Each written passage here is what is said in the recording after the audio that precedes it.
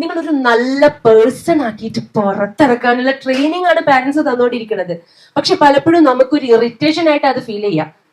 നിങ്ങളിപ്പോ ഞാൻ ഇത്ര സ്മാർട്ടായിട്ട് ഇവിടെ നിൽക്കുന്നുണ്ട്, ഞാൻ നല്ലോണം സംസാരിക്കുന്നുണ്ട്, ഞാൻ നിങ്ങളെടുത്ത് ചിരിക്കുന്നുണ്ട്, നിങ്ങളും അതേപോലെ തന്നെ ഞാൻ വിളിച്ചപ്പോ നിങ്ങൾ ഇങ്ങോട്ട് വന്നു, വളരെ സ്മാർട്ടായിട്ട് നിങ്ങളും സംസാരിച്ചു.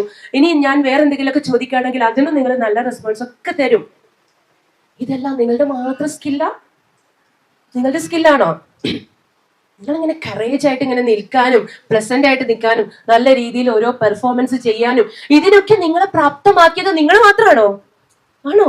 നമ്മൾ വളർന്നു വലിയൊരു മൺമരമായിട്ട് ആ മാവ് ഇങ്ങനെ ചിന്തിക്കാണ്, എന്നിൽ എത്രത്തോളം മാങ്ങ ഉണ്ടാവാനും, എത്രത്തോളം കിളികൾക്ക് ഭക്ഷണം കൊടുക്കാനും, ഇത്രയേറെ ആൾക്കാർക്ക് തണൽ നൽകാനും എന്നെ പ്രാപ്തമാക്കിയത് ഞാൻ മാത്രമാണ്. ഇതെന്റെ കഴിവാണ്, എന്റെ മിടുക്കാണ്, എന്റെ സ്കില്ലാണ് എന്നൊക്കെ ചിന്തിക്കുകയാണെങ്കിൽ അതിന് വല്ല അർത്ഥമുണ്ടോ? അതിലൊരർത്ഥമില്ല.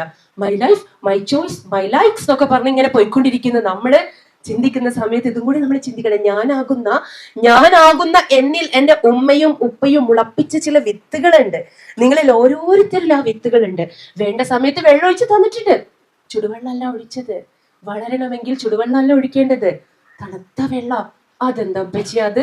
അപ്പൂപ്പ പറയും, അതൊരു കിളിയാണ് മോളെ. കേട്ടിട്ടുണ്ട് ഈ കഥ നമ്മള്. അതെന്താ ഉപ്പച്ചി? അതൊരു കിളിയാണ് മോളെ. 30 പ്രാവശ്യം ചോദിക്കുമ്പോ 30 പ്രാവശ്യം ഉത്തരം പറഞ്ഞുതരും. നിങ്ങളോടല്ലേ പറഞ്ഞ? ഞാൻ നേരത്തെ പറഞ്ഞതല്ലേ? പിന്നെ ഇതന്നെ ചോദിച്ചുകൊണ്ടിരിക്കുക എന്നാണ് വലിയൊരു ജനറേഷന്റെ ഗ്യാപ്പ് വന്നപ്പോ നമുക്ക് കിട്ടിക്കൊണ്ടിരിക്കുന്ന റിസൾട്ട്. എന്ത് സന്തോഷം ഉണ്ടാവണം ആലോചിച്ചു.